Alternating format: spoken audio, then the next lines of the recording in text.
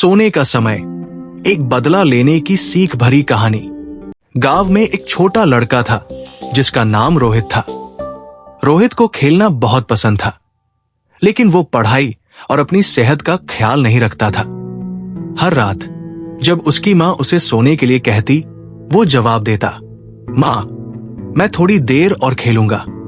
उसकी माँ प्यार से समझाती, बेटा, रात को जल्दी सोने से तुम्हारी सेहत अच्छी रहेगी और सुबह पढ़ाई भी ठीक से होगी। लेकिन रोहित पर कोई असर नहीं होता। वो मोबाइल में गेम खेलता या अपने खिलौनों से खेलता रहता। एक रात रोहित के सपने में एक अद्भुत घटना घटी। उसने खुद को एक घने जंगल में पाया।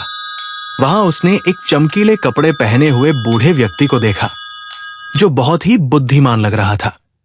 वो व्यक्ति बोला, रोहित, क्या तुम जानते हो कि जो समय तुम खेलकूद में बर्बाद कर रहे हो, वो तुम्हें वापस नहीं मिलेगा? रोहित ने सिर झुकाकर जवाब दिया, मुझे समझ नहीं आता। बूढ़े व्यक्ति ने मुस्कुराते हुए कहा, मैं तुम्हें एक कहानी सुनाता हूं।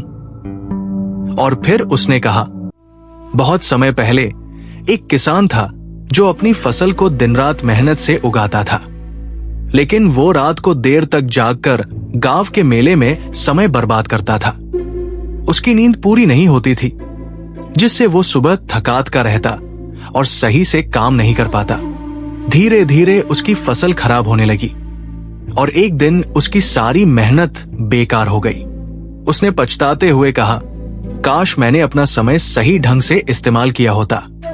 तब से उसने अपनी दिनचर्या में बदलाव किया और समझा कि सही समय पर सोना और उठना कितना जरूरी है।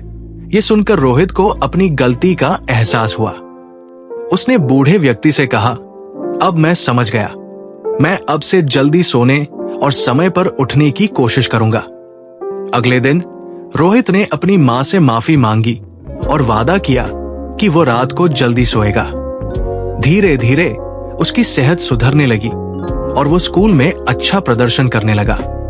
कहानी की सीख, समय का सही उपयोग करना और अपनी दिनचर्या में अनुशासन रखना जीवन को बेहतर बनाता है। रात को जल्दी सोने से हमारी सेहत अच्छी रहती है और दिन भर की ऊर्जा बनी रहती है। बच्चों, याद रखें, समय पर सोना ही सबसे बड़ा खजाना है।